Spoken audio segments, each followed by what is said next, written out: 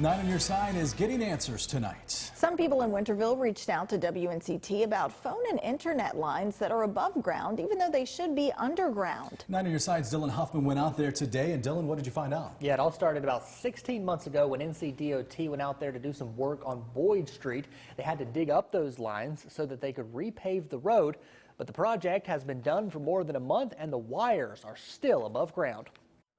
Veronica Robertson has a big problem. These are wires that run right across our driveway at Mount Shallow Missionary Baptist Church. These internet and phone wires should be underground, but they're not. And we can see this damage has been done to some of these wires due to the traffic across the here. And it's not just in this church parking lot. These Suddenlink and CenturyLink wires are all up and down Boyd Street in Winterville, in some cases in the middle of the street. You can see where cars have driven across the wires, and the inside is being exposed due to tears in the covers over the wires.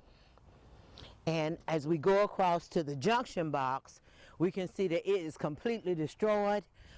We've got a piece over here and a piece over there, and we have wires wrapped around this pole. NCDOT had to dig up the wires when they repaved this road, and it's a pretty busy road. It leads to an elementary school and will one day be the gateway to the new bypass. Robertson says some people in the area are concerned. Every so often they have a disruption of service to their homes. When the road was being constructed, they dealt with the disruptions that were going on. In some cases, they had to suspend their services. I reached out to NCDOT. They said digging up the internet and phone lines is common when they do major road work like this, but they say they're not responsible for putting them back underground. NCDOT says they've reached out to Suddenlink and CenturyLink, letting them know they did work and there's exposed wires, but have had no response. Thank you for calling Suddenlink Communications. I also reached out to Suddenlink and CenturyLink, and after being on hold for more than an hour, still no response. It's time to get them under the ground. The cold weather's coming, the ice, the snow. I still have not heard back from Suddenlink or CenturyLink.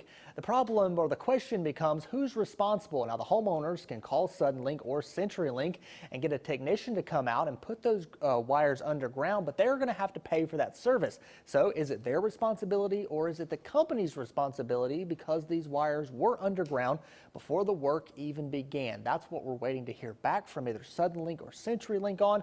We will let you know if and when we get a response. Live in the studio, Dylan Huffman, 9 on Your Side. All right.